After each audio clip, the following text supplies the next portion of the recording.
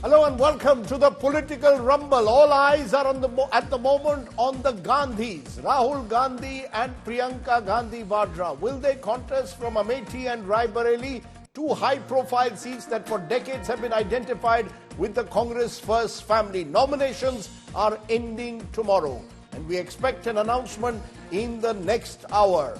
But remember, what was once a citadel for the Gandhis is no longer so. Times have changed. And in changing times, it's the BJP and the Lotus that has spread all across Uttar Pradesh. Which is why the question that's blowing in the 2024 general election wind and on the political rumble: can the Gandhis make a political comeback? Can they combat the Modi factor? Or has their appeal diluted with time? Do they still retain a certain aura? The Gandhis are under the microscope. That's our big focus. But first, the news that's breaking at the moment. We're now being told that the suspense over the Gandhis contesting from Amethi or Raebareli will end in the next hour. Rahul and Priyanka Gandhi posters have come up in Amethi and in Raebareli ahead of the nominations to be filed tomorrow. The deadline for Amethi and Raebareli is ending tomorrow. Smriti Irani is already filed from the BJP from Amethi. The Congress has taken permission for a road show in Amethi, which has further widened speculation. Will the Gandhis contest from what has been their family bastion for years? I'm joined by Preeti Chaudhary, who is on ground zero in Amethi. Preeti, what are you hearing? Reports suggest that Rahul Gandhi likely to contest, possibly from Amethi or even Raebareli, which his mother vacated in this election to go into the Rajya Sabha. What are you picking up? I'm told lots of workers have gathered there already. The workers have been gathered here for quite a while, Rajdeep. It's been quite a few days. What I can tell you is that the Congress has approached the local authorities for a roadshow of about 1,500 cars. They've been given permission. So the cadre are very, very happy and enthused because they feel, and I'll ask my camera person Manish to get you a ringside view of what to expect. They feel that it is going to be Rahul Gandhi. You know, I'd actually feel sorry for anybody else and not Rahul Gandhi if, for the cadre here. Because if that person comes in who's a non-Gandhi, the kind of support that he'd hoped to be getting here, he's not going to get, because everyone here is, glued to only one fact, and which is that it be Rahul Gandhi. I have with me someone who calls himself a Purva Andhbhakt, voted Smriti Irani in 2019, has been parked here all through. कितने दिनों से यहाँ पर हो आप? मैं कितने दिनों जैसे कुछ नहीं है। मैं देखिए, मैं तो सही बताऊं, वेट तो पहली लिस्ट से ही कर रहा हूं। सच्चाई तो यही है कि कितनी जल्दी। देखिए, बेट की जो बात कर रही हैं, अभी भी हम लोगों का इंतजार खत्म नहीं हुआ। मैं चार पंक्तियां कहना चाहूंगा कि हारे न हिम्मत, अभी हौसला है, देखते हैं कि क्या मेरे हुजूर का फैसला है, और क्या बताएं मीडिया को होकर मुखातिब, ये तो हमारे परिवार का मसला है। पर हुजूर का फैसला अगर गांधी परिवार नहीं आता है तभी भी सपोर्ट करेंगे जो भी कैंडिडेट। सदैव हम लोग वैचारिक लड़ाई लड़ने वाले लोग हैं। हम लोग गांधी की संतानें हैं और गोडसे की संतानें जो अत्याचार कर रही है भारतवर्ष के वर्ष पर, उस अत्याचार के खिलाफ सपोर्ट करेंगे। दिल टूटेगा थोड़ा अगर गांधी परिवार नहीं टूटेगा। हौसला क्यों टूटेगा? अभी भरोसा है, अभी भरोसा है, ना भरोसा है कि दिल नहीं टूटेगा, दिल नहीं टूटेगा, दिल नहीं टूटेगा। राहुल भैया जो है अमेठी की जनता की भावनाओं के, अमेठी के लोगों की भावनाओं के हिसाब से ही फैसला लेंगे। वो सुबह आएंगे, वो आएंगे, वो पक्का आएंगे, कि हम लोगों का भरोसा है। बादल छटेगा, सूरज निकलेगा, राहुल हमारा आएगा, अमेठी से सांसद बनेगा, और अगर नहीं आया करेगा। कैसे नहीं आएगा? हम लोगों को पूर्ण विश्वास है। मेरा भाई वो आएगा, शेरे बबर है वो, शेरे बबर आएगा भाई आएगा। भाई आएगा। हम लोग इस बार प्रधानमंत्री बनाने 19 में किसको वोट दिए थे? स्मृति ईरानी को। स्मृति ईरानी जी को वोट दिए थे। इस बार कांग्रेस ऑफिस में क्या कर रहे हैं? अरे मैं स्मृति ईरानी से परेशान इन द सेंस कि मैं बेरोजगार हूँ, मैं एमबीए का छात्र हूँ, इंदौर से आया हूँ केवल राहुल जी का प्रचार करने। राहुल जी ही आएंगे। राहुल जी का नाम तो आया नहीं, प्रचार कैसे? अरे आ जाएगा नाम ना, हमें भरोसा है, भरोसा है, भरोसा है। हमारा घर है, हम समझ लेंगे। आपका घर है, आप संभाल लेंगे। So Rajdeep, you got a fair idea on what's going on at the Amethi Congress office there. The stakeout continuing there. All the workers here say that they are going to be sitting in, waiting for Rahul Gandhi's name to be announced. Hoping that at least the workers, that it is Rahul Gandhi and no one else. KL Sharma was here, close confidant of Sonia Gandhi earlier on. And the cadre actually, cornered him and said, "Aap to nahi lad rahe hain." And he actually put his hands up. He said, "Hum nahi lad rahe hain."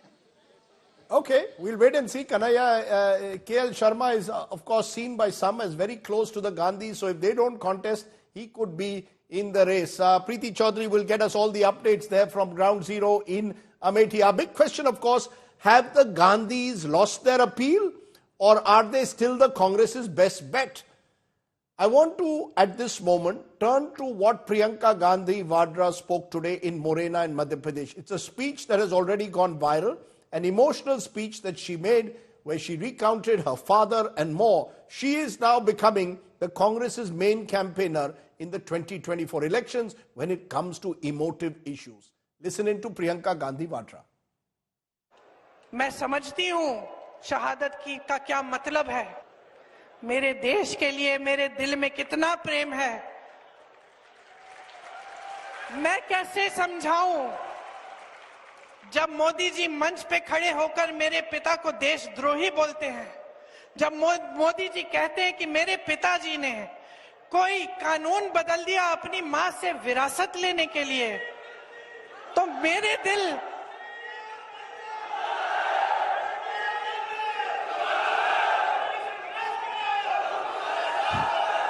Modi ji इस बात को समझ नहीं पाएंगे कि मेरे पिताजी को विरासत में धन दौलत नहीं मिली, मेरे पिताजी को विरासत में शहादत की भावना मिली। आप समझ सकते हैं, आप समझ सकते हैं, इस देश के किसान हो, इस देश की मिट्टी आपने सींची है अपने पसीने से, अपने इतने बेटे भेजे हैं सरहद पे। जब आपके बेटे शहीद होते हैं इस देश के लिए, तो मैं जानती हूं कि आपके दिल में क्या भावना है, क्योंकि वही भावना मेरे दिल में है। जो पुलवामा के शहीद हैं, जब वो हुआ, पुलवामा का हुआ, उनमें से कुछ परिवार यूपी के थे। उस समय मैं यूपी में थी, मैं गई उनके घर, और ज्यादातर परिवारों में पता है क्या बताया उन्होंने मुझे? जो बच्चे बचे थे उन्होंने कहा, दीदी हमको भी सेना में भर्ती होना है। एक लड़की थी, उसका भाई एयरफोर्स में था, उसने कहा, दीदी मैं पायलट बनूंगी, मैं एयरफोर्स में भर्ती होंगी। यही है शहादत की भावना, ये भावना मोदी जी नहीं समझ सकते। Emotional speech by Priyanka Gandhi Vadra, but the question is it enough in an election when you're faced with the Modi factor on the other side? Do the Gandhis still remain the Congress's best bet in 2024? Do they have any appeal left in the Hindi heartland? Does Rahul Gandhi remain the perfect opponent for Prime Minister Modi? Will the dynasty tag remain the biggest weakness for the Gandhis? Just some of the questions we will raise. I'm joined by Pushparaj Deshpande. He's author of a book on Bharat Jodo Yatra, close to the Congress and to Team Rahul. Ashutosh is a political analyst, was earlier with the AAP and journalist, but he joins us. Rajat Sethi, who's been close to the BJP, joins us, political analyst. Lots of our guests have been in different political formations. Rashid Kidwai is author of a book, 24 Akbar Road, that looked at the Congress. Rahul Verma is fellow for Center for Policy Research. Appreciate all of you joining us. I want to come to you, each of you, first for opening remarks on that question. Have the Gandhis lost their appeal, or do you believe that if they were to contest Amethi and Raebareli, they would revive the Congress? Pushparaj, why don't you start first, since you've been the one saying Rahul Gandhi's Bharat Jodo Yatra has completely led to his reinvention. Rajdeep, thank you for having me on your show, and हमारे fellow panelists और दर्शकों को मेरा नमस्कार. See, I genuinely feel that a lot of what we are saying in the media doesn't actually, it doesn't really look at reality as it is. Rahul Gandhi, without a doubt, in the last couple of years, has undergone a complete transformation, and he is now the number one contender. He is a rallying cry right now. He's a catalyst. However, number one contender for what? Number one contender in the opposition space. Yes, I do believe he's the number one contender in the opposition space. But I want to resist from saying something in black and white, because we are not a presidential but a parliamentary form of democracy. We have got used to something that has been force-fed to us in the last 10 years, that one general winning lone is the norm, but it's not. It takes an army to win a battle. It may be more digestible to us to see life in black and white, but it's not. Rahul Gandhi primarily must be seen as a catalyst. And like Mahatma Gandhi once was, he was also the undisputed leader of the Congress movement. But there was Pandit Nehru was managing foreign affairs, Sardar Patel was managing the party, Kriplanis and Lohia were leading the socialist movement. Everyone had a role. Similarly, Rahul Gandhi is connecting with new catchment areas today. Like Devi Sita facilitated for Bhagwan Ram during the 14-year Vanvas. They connected with various constituent groups in anticipation of the future battles. But at home, that's what Rahul Gandhi did in the Bharat Jodo Yatra. But at home base, it is Mallikarjun Kharge who is managing the party as the party president. Priyanka Gandhi, clearly you've seen that speech right now, is one of the key campaigners that the party has. KC Venugopal manages the organization. Sappal manages the party bureaucracy. Mr. Raju manages the outreach to Bahujan committee. Salman Khurshid manages foreign houses, so on and so forth. So what I'm trying to say is, like, unlike in other parties where it's Andho mein Kana Raja, or more specifically Govinda's Raja Babu to be more precise, Congress has Rahul Gandhi is first amongst equals. He is slowly creating in-house competencies, and this will help the Congress rise when the BJP will collapse like a pack of cards, which it will inevitably. The day Pradhan Mantri Modi demits office, the BJP is going to collapse. Well, now, in this, I want to say one thing. If it's not taking too long, it might be too jarring for your viewers. But juxtapose the Bharat Jodo Yatra with the Rath Yatra. Your viewers know that the Rath Yatra created and empowered a number of leaders. Pradhan Mantri Modi in Gujarat, Uma Bharti ji, Shivraj ji, Vinay Katiyar, Pramod Mahajan, right? That they took a decade to come to power. Similarly, today it might not be apparent, but because of Rahul Gandhi's efforts, because of the disruption that he's forced on the Congress, the Bharat Jodo Yatra has created leaders for INC in every state. This is a bottom-up resurrection. It is not a top-down resurrection. So, okay. I mean, just to make... I've taken your points, Pushparaj. I've listened to you. I just want to get... Rajat Sethi seems to have an incredulous faith. He represents in a way a right-wing view that believes that Rahul Gandhi is a liability, presumably, Rajat Sethi. But are you going to have to change your mind at some stage, or are you convinced that Rahul Gandhi is still a liability? I wish Rahul Gandhi bestows me an opportunity where I can actually switch what I think of him. The previous panelist, with all the adjectives that he had at his disposal, he showered it on Rahul Gandhi. Good for him. But he compared it with the Rath Yatra. Let me tell you that, how is Rath Yatra different from Bharat Jodo Yatra? Nobody in the Rath Yatra used to stop the Rath Yatra and go to Thailand, go to Cambridge, go to all of their international audiences, address them, take a break, do a picnic and come back. Politics is a 24/7, cross 365 affair. If you are cut out for it, you do it. If you're not cut out for it, if you do not have the strategic, roadmap to go about doing it, you cannot challenge a robust machinery. What is strategic, if I may ask? Is it Sam, Dam, Danda, Bhed?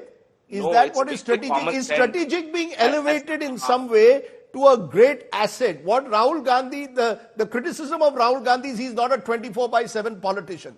Some would say that criticism is based on the fact that Mr. Modi is a 24/7 politician, but where means don't matter, only ends do. The previous panelist went on to a rant, and you didn't object to him, you did not pause him, but you do that and then you get trolled online. So allow me the space, Rajdeep. I'm giving you the space, don't worry. No, but you interjected when I did not yield. Please go ahead. The problem here is, we have seen even in the Nyaya Yatra that he was doing, all of a sudden we see him leaving the country, going in, speaking to, at a restaurant in Cambridge, showcasing as if Cambridge University, he's a fellow there. All of these panelists who used to come on television, talk about all kinds of crazy theories, why he's in the UK. I don't want to get into all of that. India needs a responsible opposition. Right now, he cannot even, the entire Congress party is kneeling before Rahul Gandhi that please contest from Amethi, contest from Raebareli. And he, like a Shahzada, is thinking, I'll take my own good time to come to a conclusion. Is this the state of affairs of a party of Mahatma Gandhi, of Subhash Chandra Bose and all? What would be happening to their souls? Would it be resting in peace looking at how Rahul Gandhi has made a mockery of the entire party? Today, he can't make a decision as to where he wants to contest. More than 40 lakh people, electorate of Raebareli and Amethi are waiting so that there is a proper, decent electoral battle so that they can cast their choices. Okay, They don't you're have that saying option right now. you're saying waiting. You made that point which Rashid Kidwai wants to seemingly respond to. Rashid Kidwai, there's a point though in what Rajat Sethi says to the extent that should a political party be waiting for a leader to decide whether he wants to contest or not, or does the party decide? You've got a situation where this would seem, according to critics, as an entitlement, that the Gandhis will decide at the last moment, will I do Raebareli, will I do Amethi? No other leader gets this kind of privilege, surely, that you can keep an entire party machinery waiting. Preeti is saying the workers have been waiting there for days on end for Rahul to make up his mind. Rajdeep, I think it's a largely a media narrative. Rajat is much younger to me, so I can tell him that there are a lot of last-minute inclusions have been there. Rajdeep, you may recall in 1984 election when Madhano Siddhi had contested against Atal Bihari Vajpayee and Amitabh Bachchan. They were all last-minute decisions. In fact, Vajpayee tried very hard to look for a second seat, which he could not find because of paucity of time and means of traveling, etc. So this happens, and this is something which will die down on 4th of June. Nobody would remember when the candidates were decided. But I think what Pushpendra has raised that point that is very pertinent. Is Rahul Gandhi first among equal in this election? And that is where there is a problem within the opposition camp also. Because large number of opposition leaders, they don't think that Rahul Gandhi is first among equals, and that is going to create a lot of problem. The Congress is taking a calculated risk and a big gamble. If they actually field Rahul Gandhi from Amethi, because Rajdeep, you've been traveling. Rahul Gandhi is far from prepared to contest from Amethi as far as the ground situation is there for last 5 years. So why doesn't the Congress choose someone else? You see, that's the problem. Why is it that why can the Congress not choose someone else? It's not as if any seat is a family bastion. Ashutosh, this is part of the problem. There's a sense that for the last week, the media is speculating. Will Priyanka Gandhi Vadra contest Raebareli? Because that's where Sonia Gandhi contested. That's where Indira Gandhi contested. That's where Firoz Gandhi contested. Will Rahul Gandhi contest from Amethi? Because that's where Sonia Gandhi was there, Rajiv Gandhi was there, Sanjay Gandhi was there. I mean, India has changed. Rahul Gandhi contests from Wayanad. Why should he then contest from Raebareli, Amethi as if it's some family bastion? It's no longer. There are no family fiefdoms in this country anymore. Rajdeep, the bitter truth is that unfortunately or fortunately, Atal Bihari Vajpayee and Lalkesh Advani didn't have to do politics during the television era and during the incessant propaganda of the RSS.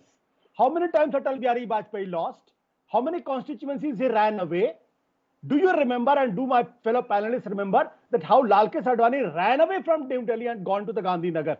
He was the tallest leader of the BJP. He was the tallest leader the RSS could produce. Nobody said that Lalkesh Advani and Atal Bihari Vajpayee are good for nothing. You read Balraj Madhok.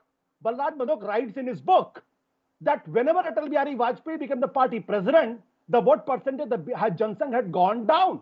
But nobody rubbished Lalkesh Advani and nobody rubbished Atal Bihari Vajpayee. It's a typically RSS-induced propaganda to rubbish Gandhi Parivar and the Nehru family. That's the reality of the fact. Point number two. The point number two is that you remember when Rajiv Gandhi first time had gone to Andaman or somewhere for this vacation, they were the prime minister, whole RSS stood up and said, ye to chutti manane ke liye jaate. How many times Atal Bihari Vajpayee has gone to the Kerala and Shimla to chutti manane ke liye? And do you remember when the Pulwama happened, what Mr. Prime Minister was doing? Was he enjoying? And did he rush back? No, he did not. So what I'm saying is that Rahul Gandhi, it is part of the bigger design of the RSS and the BJP to discredit Rahul Gandhi. And there is a truth in this. No, but the fact is, Ashutosh, and I'm putting up the numbers. Just a minute. The fact is, and I'm putting up the numbers, and I'll come back to you because Rahul Verma should tell me what these numbers tell. You see, at the end of the day, politics, Ashutosh, is about winning or losing elections. When I look at Rahul Gandhi's record, because he's lost so many. No, okay, you complete. So I said how many elections Atal Bihari Vajpayee lost? From 1952 to 1982, the Jansangh and the BJP had only 7% vote share. Did history reject Atal Bihari Vajpayee? And let's face it. Okay. In 2019, when Rahul Gandhi was leading the campaign, he lost, he resigned. Lal Krishna Advani led campaign in 2009. He was forced to resign. That's also real. And who forced him? Mohan Bhagwat ran from Nagpur, came to Delhi, and rejected the Gang of Four, elected Nitin Bhatt. And you call the BJP as a democratic political party? Okay, you're contrasting, saying BJP is no one to point fingers at the Congress when it comes to the Congress's decision making, and the BJP itself has much to answer. But Rahul Verma, purely looking at it electorally, at the moment we are in the midst of an election. One of the reasons is the fact that while Rahul Gandhi's Bharat Jodo Yatra might have made him, as Pushparaj said at the start, first among equals, the truth is also that he has not yet proven to be a vote catcher. We just saw the assembly elections that took place in the Hindi Heartland, and now we've got a general election, which is a follow-up to 2014 and 19. I will put that record up again. Until Rahul Gandhi wins a major election, his critics will say he's not a vote catcher, especially in the Hindi Heartland. So, Rajdeep, I would actually empathize with Rahul Gandhi's situation at the moment. The reason why I'm saying this, that it's a very tricky thing. If he decides to contest from Amethi, then he will get tied to Amethi because he lost that election last time. And so he won't be able to campaign in other places.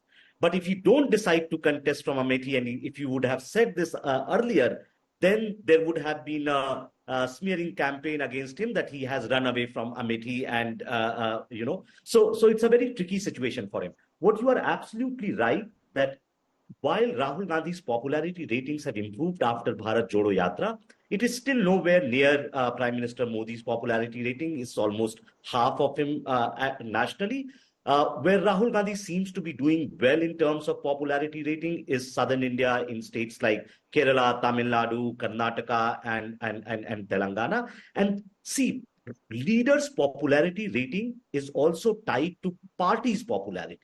What is happening to Congress party in North India is that it's not able to give a good fight to the BJP. And so the distance between Congress and BJP is also getting reflected in Rahul Gandhi and Narendra Modi's sort of popularity. So in that sense, Rahul Gandhi has a Herculean task. I'm not sure, as Pushparaj said, like in 5-10 years, whether Bharat Jodo Yatra is going to produce similar leaders. Because the problem with the Congress party at the moment is that in North India, its organization has completely crumbled.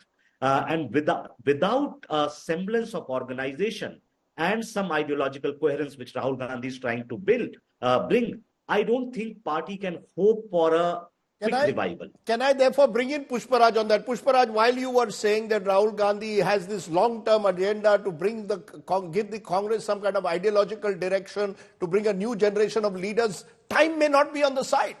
The fact is the BJP has become very strong across the Hindi heartland at a time when the Congress looks organizationally weak. So Rahul Gandhi, in that sense, has not been able to organizationally revive the Congress yet. You're saying it's a long-term agenda. But as someone famously said, in the long run, we are all dead.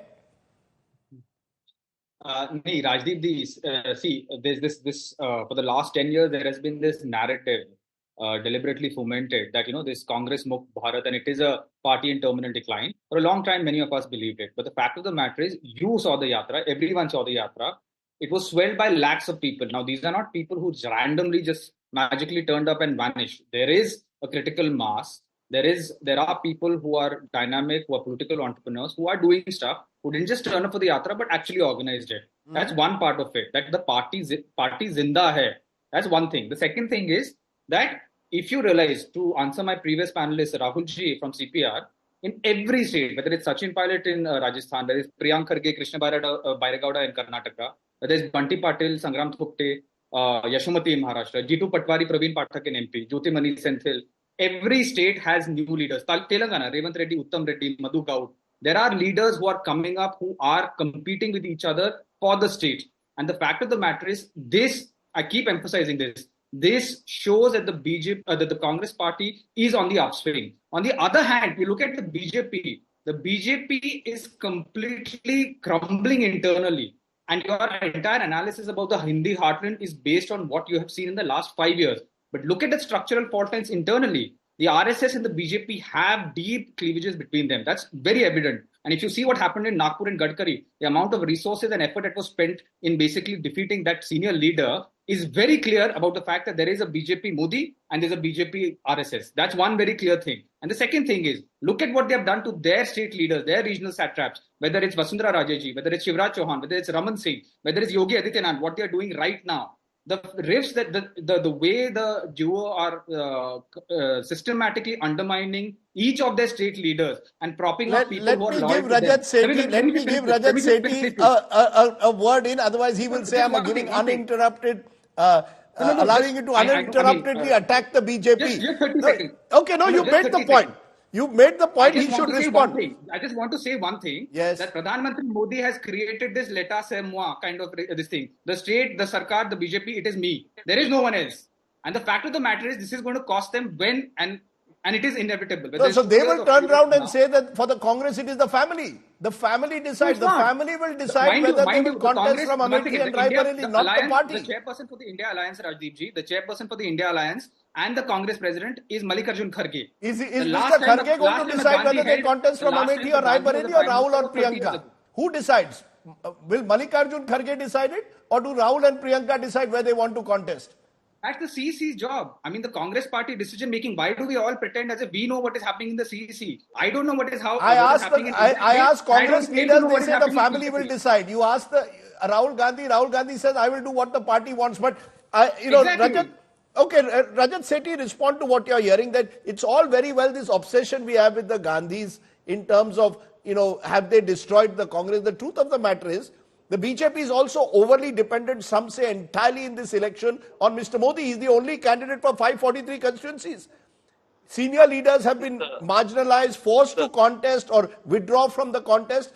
You have the real high command today is in the BJP, not in the Congress. He is a decisive leader. He is a sitting prime minister, and no regular prime minister. He has served the country with absolute majority for the past 10 years. It would be history if he gets again like a full complete majority on his own. He's bound to be strong and he's bound to exude that confidence. I don't see where Congress and Congress supporters are getting jittery about. They already started talking about post-Modi era because they can't compete here. This is what the previous Congress panelist was trying to say, that okay, one day Modi will be gone and then we will see, then we will pose a fight. All right, wait, keep waiting. There will be Modi, there will be another Yogi, there will be leaders who will keep funneling. The problem is that your funnel is itself broken. You don't have a structure to create ideologically grounded leadership. This is why when it comes to Surat and Indore, your party people flip on the toss of a coin. They just don't have any kind of an ideological gumption behind why they are there in Congress party. What are the values and the virtues that they are trying to defend? That is the root problem.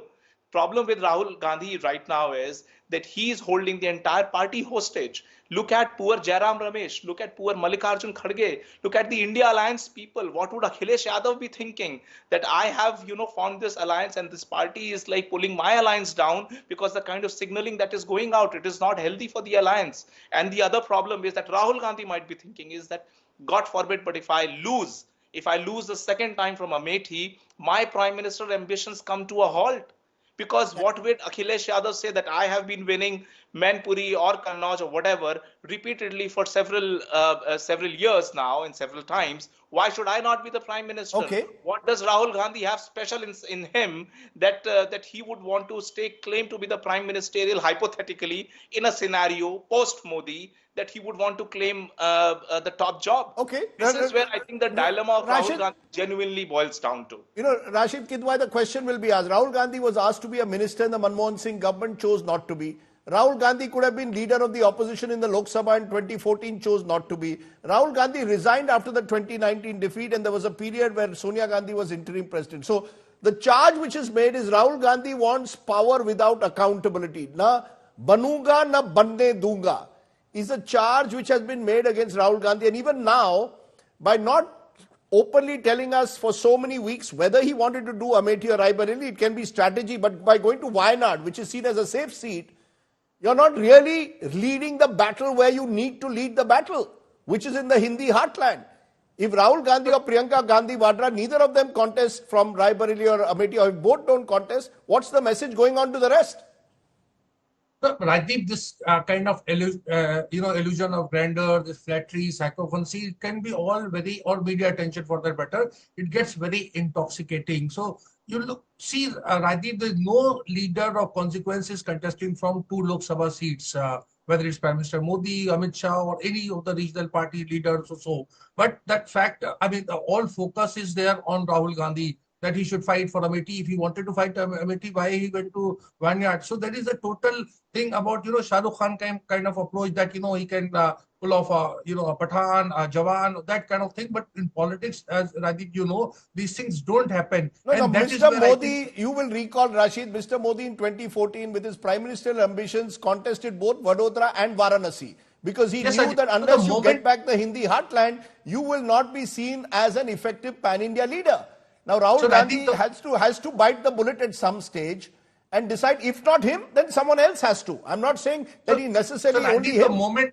The moment Rahul Gandhi's name is announced as a Amethi candidate, this same BJP would go to town to say, like, here comes, Shahzada, who's a prime ministerial candidate. He's fighting, he's trying to have a 1 feet in south and 1 feet in north. So it will become the remaining part of 2024, which is a very open election, I would say. It will become Narendra Modi versus Rahul Gandhi. And that is a trap. If Rahul Gandhi contests, then I think there is going to be a lot of problem that India Alliance will collectively So you're saying it's a trap. Interesting. You're saying that pushing Rahul Gandhi to contest from one of these seats is a trap. Now, amidst all this is Priyanka Gandhi. We started the show with a soundbite of Priyanka Gandhi, and she has been a powerful communicator for the party in this election, a campaign. I want to play what Priyanka Gandhi said, and I want Ashutosh then to respond to that. Because is Priyanka Gandhi Vadra more of an X factor in terms of her ability to communicate with large crowds in particular? Listen in.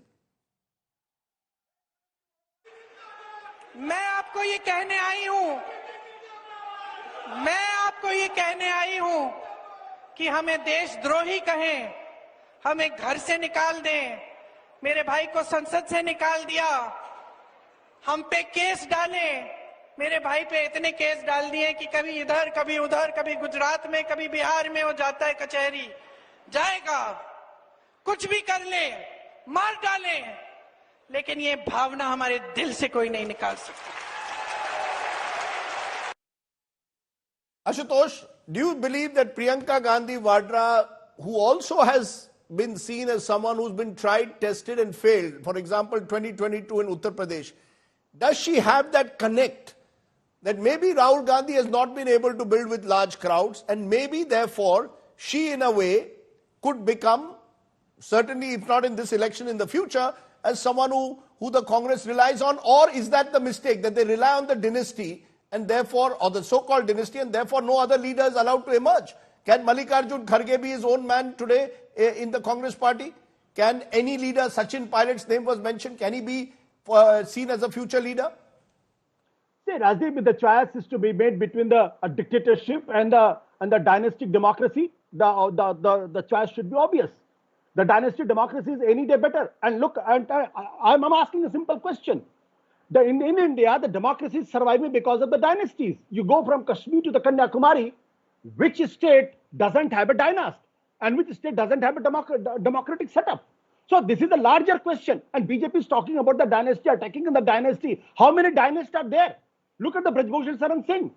If he's not the Wrestlers Association president, his brother is there. If he's not contesting election, his son is there. Why the BJP is being so hypocritical, maintaining such a double standard? Because it suits him.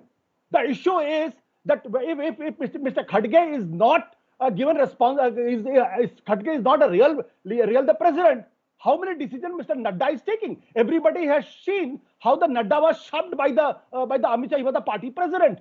Can he take a single decision without being authorized by the Amit Shah and the Modi? No, So no, the fact of the but you matter see, is, Modi can get away with it, sir. With due regard, Ashutosh, why? Mr. Modi can get away because he's getting the votes. As long as he's getting the votes and winning elections, no one cares whether a person is authoritarian or not. That's been the nature of politics. My point to you is, can the Congress look beyond the Gandhis, or are the Gandhis both asset and liability?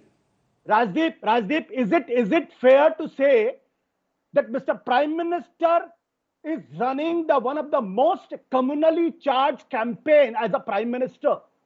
Are we willing to discuss that?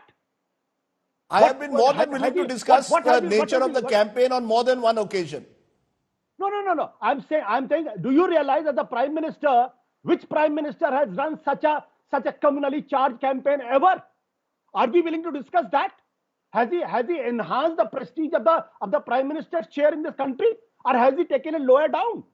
And why the Election Commission is running away from taking action against him? Have you ever heard that a community is targeted from the day one by the Prime Minister himself, calling them infiltrators? Rajat Sethi will not comment on that. Is it not a hypocrisy?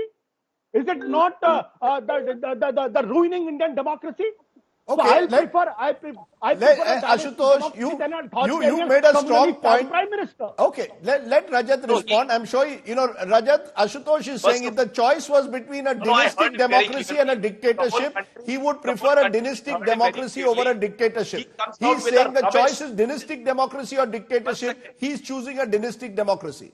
This is the most rubbish statement anybody can come in and make to the entire nation. Our heads should hang in shame, including his own. Why was he in politics? What about not yours? Politics in the first place. What about not yours, Rajat Sethi? Did I stop you while you were speaking? No, Ashutosh, let him complete. Can you let the Prime Minister? Did I step in when you were making obnoxious statements? No, one minute. Ashutosh, let him complete. I want a straight answer. Ashutosh has made a comment. Ashutosh says he prefers a dynastic democracy to a dictatorship. Your response? I don't care what he thinks. He can't be pushing and pasting his dynastic choices or options before the whole country. We have far better choices. We believe in our own efforts, not being controlled by dynasties and the people who live on crumbs being thrown by dynasties. This is the whole problem. These people who have survived on those crumbs by thrown around by dynasties so that the dynasties could not be questioned. That India is long over. Okay, Rahul Verma, Verma, this argument has interestingly come to that. No, 1 minute, Rajat. This argument. Specific DNA, Rajdeep. Okay. This argument. I am offended. Okay. If somebody who comes in and starts talking all good. Let me finish it here. This is an important thing, Rajdeep. You have strived, hard worked your way to be where you are in media. So have all of us worked hard, not because we were carrying a special DNA in our blood. He should hang his head in shame when he starts putting cap on everybody's ambitions, every young Indian's political ambition, saying that there is a political dynastic option which has kept India democratic. Do hell with this logic. Okay, let's bring in Rahul Verma. Rahul Verma, this has reached that interesting stage as it often does with any debate on the Gandhis and the Congress, dynasty politics versus the allegation that the Congress make that on the other side you've got what they say is a dictatorship. Is this dynastic idea still relevant to the new India? Does it smack of entitlement, of privilege that because my father was a prime minister, my grandmother was a prime minister, my great-grandfather was a prime minister, I actually have the right almost to become Congress president, and that's where the problem begins, and that's something Rahul Gandhi has to live with as a fifth-generation dynasty. Whatever else he may want to do, even with all the earnestness, that is a charge he will have to live with. That's right. Even if he does not want to flaunt his dynastic credentials, that's a burden he has to live with. But I don't think the charges that are being labeled against Rahul Gandhi, or for that matter, most such political dynasties, is that that they want to improve things and do things in the right way. The problem is that political dynasties, in some ways, create obstacles for more people to join politics and contest. There is clear sort of like evidence to suggest that even when political dynasties, a member of a political dynasty loses an election, next time also he or she is more likely to get renomination from the party. So the problem is not that your father or your mother or somebody in your family actually was in politics and you are getting some benefit out of it. The problem with Rahul Gandhi and many other political dynasties in India is that they control political parties. And control of political parties is the bigger problem. So dynastic politics you will find in all parts of the world. You will find that in US, you will find that in other countries. But what is happening in South Asia and especially in India, most parties are controlled by single political family. And then it also relates to money thing. Second point, I think where, we are conflating things, which is, I think political centralization is getting equated with authoritarianism. Ashutosh, you want to respond? That political centralization can lead to authoritarianism, but reach there, I don't think so. But yes, BJP is showing signs of political centralization. Rajdeep, yes, Rajdeep, if we believe in democracy, if we swear by the constitution, if we swear by the parliamentary democracy, then these are the people who are elected by the people. It's not that they have been trusted. The people have elected them. And let's face it, BJP's hypocrisy is shameful, shameless. Why so? Vasundhara Raje Scindia, mother of Scindia, Yashodhara Scindia, then Jyotiradish Scindia, and then Dushyant Scindia, and God knows how many Scindias. This is not democracy. This is not dynasty. Jai Shah, how many elections he has contested to become the secretary of this? And what about the treasurer of the BCCI? What is his name? How come he became over there? Has he played a test match? Has it done let's not compare cricket and politics. Cricket and politics cannot be compared. We are talking about politics here. The point that Rahul Verma is making is he says when a political party gets identified with a family alone, that's the dynastical angle that is troubling. Rajdeep, that's a definition that BJP wants to get away with.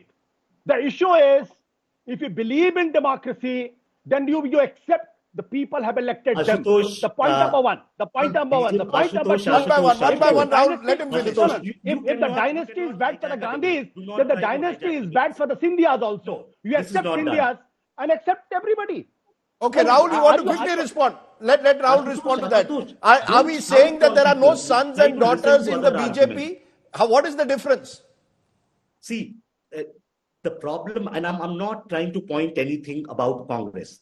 The problem when political parties are controlled by single political family, it creates problem for the party itself, because party is not able to play out an ideology which is different from the family. Party is not able to build an organization which will be able to throw up leadership. Dynastic parties are slowly going to erode and decline. So what I'm trying to point, maybe Ashutosh is getting jittery, but it's going to create more problems for Congress. Okay, I want Pushparaj to respond. Pushparaj, in a way, Rahul Gandhi trying to reinvent the Congress, he will in a sense have to become almost, Rahul Gandhi will have to be ready to become dispensable for the Congress to transform. He wants to transform what has been a party of power into an ideological party that takes on Hindutva. But to do that, he will also have to perhaps give way, because otherwise it will be seen as a dynastical party. If Rahul Gandhi truly wants to reform the Congress, he will almost have to become a victim of his own reform process. That's very well put, actually, Rajdeep. I just want to remind you and all your viewers that it has been 5 years since Rahul Gandhi has held a party post, right? It takes time. But he still runs the party. No, that's not true. Runs the party. Let us all. No, that's not true at all. That is not true at all. One second, let me respond to this. Please check the record of the number of CEC meetings that have been held in the last 1 year, the number of CWC meetings. How many times has Rahul Gandhi intervened in the CEC? Let us not here collectively pretend to know what are the inner workings of the CEC of the Congress party. We don't. He is not dictating it. Let me emphasize that Mallikarjun Kharge is the Congress president. KC Venugopal is the General Secretary organization. The reform that you are alluding to that Rahul Gandhi must initiate has already happened. My submission to you, with all due respect and to all our fellow panelists, is that we are all a victim of the past. We are all seeing the Congress party as it was in the 1980s, in the 1970s. That culture is over. There is a new culture in town. And the fact of the matter is the decisions, this reform process, Rome wasn't built in a day. Rashid, the Congress Rashid, also, is given the there fact really that a it's a new grandeur party, is not going to be built in a day. Okay. Rashid, is there really a new culture? You know the Congress inner workings. Is there really a new culture away from the chamchagiri, the sycophancy? Is there a new culture that will reward merit, that will ensure, you can criticize the BJP for all you want. They've had half a dozen party presidents over the last 20 years, each of whom have been given some space. You can say Narendra Modi dominates the show, but Sandeep, everybody knows of a JP Nadda, and over the last 20 years, they've had party presidents. Here you had Sonia Gandhi for more than 2 decades. Has this party changed? Pushparaj is saying there is a new Congress out there.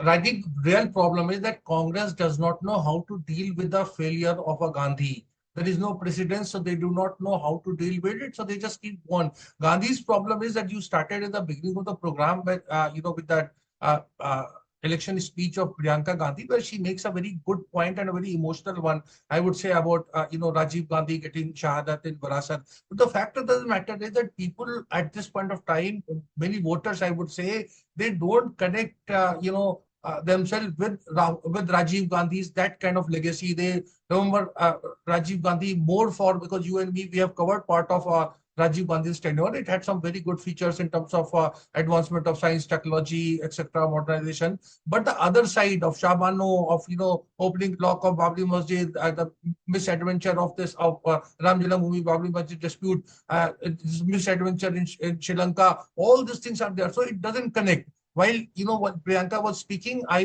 thought that was a very good speech, but whether it translates into votes, that is not happening, and that's a real problem. The Congress is not finding a kind of, socio-economic agenda where it can attract voters. Is Rahul Verma, as someone who tracks these political trends, that India, we are told India has changed, especially the Hindi heartland, that the rise of Hindutva, and this is not just post 2014, this has been building since the last 30 years, has made the Congress irrelevant to large parts of North India. First, they lost the social justice Mandal constituency, and then Mandir came in, and the combination of Mandir and Mandal in a Narendra Modi has meant space has got squeezed out.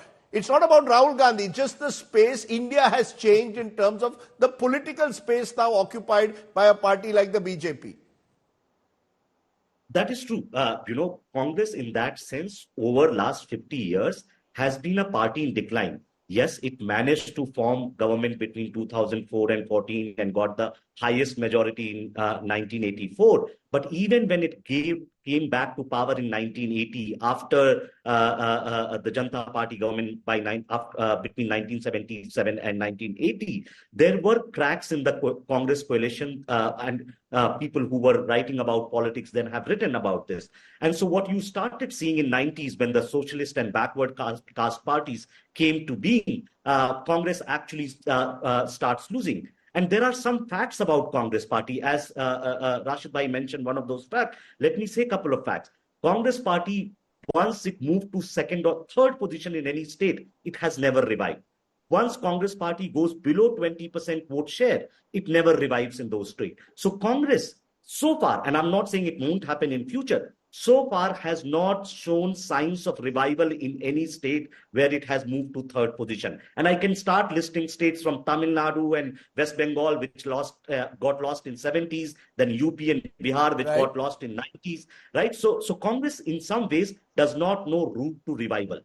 And the route to revival, it appears, Pushparaj, that the Congress is pushing is inequality, suggesting that India is an unequal country at the moment, targeting the so-called crony capitalists, the oligarchs. Is that Rahul Gandhi's recipe for revival, both for himself and the party? Redefine the Congress as a party left of center that stands up, they say, to the so-called crony capitalists. Is that his recipe? Because on the other side, the BJP is very clear. We can call it, Ashutosh says it's the most polarizing communal politics, but the fact is it is unapologetically Hindutva. What does the Congress stand for today? No, so one thing I want to address in what you were saying, Rajiv ji, that Hindutva happens to be anti-Muslim and it's communal, it's pro-crony capitalism. It's not. Hinduism does not teach us that. The Ganga Jamuni Tehzeeb, the Vasudhaiva Kutumbakam does not teach us that. So let's get that What does Rahul Gandhi stand for? Rahul Gandhi stands for his party's manifesto. If you see the party's manifesto, it addresses the needs and aspirations of at least 90% of India's population, and it has a plan for the last 8% of the population. What he's saying is there has to be equitable access and opportunities to the promise of this nation. That is what he stands for. I will give Rajat Sethi a final word. Is Rahul Gandhi still the perfect opponent for Modi and the BJP, or are you underestimating him? Is there a sense through this election that you've seen Rahul Gandhi through the prism of 2014 and 19? Maybe there's a different Rahul Gandhi in 2024. Every shred of my being repels a dynast. A dynast and democracy cannot go hand in hand. If a Microsoft or an Apple were handed over to Steve Jobs' son, those companies would have been finished off. Innovation requires pores where fresh air can get in. Give a whole new, a new outlook.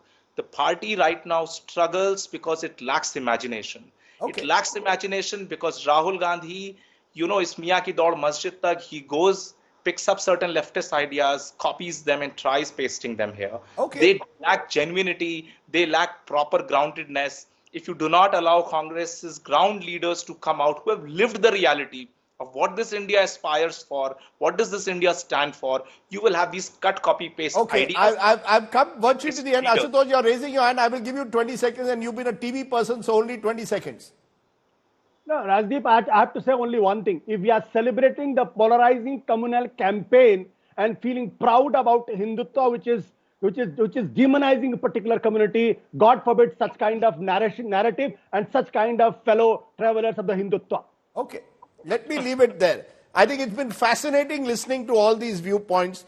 It's strange that even though Rahul Gandhi may not have succeeded electorally in 2014 and 19, the fact is he's still talked about, he's still debated, and the fact is that we are still anticipating will he contest or not. Now, that can be interpreted in various ways, but the truth is that the Congress remains in some ways the grand old party. Has it passed its sell-by date, or can it reinvent and revive itself? That's for the voters of India to decide in this election. That was the Political Rumble. Thank you all to my guests for joining me, and I appreciate that there was so little crosstalk. It just makes it that much more enriching for our viewers. Thanks for watching. Stay well, stay safe. Jai Hind, Shubh Ratri, Namaskar.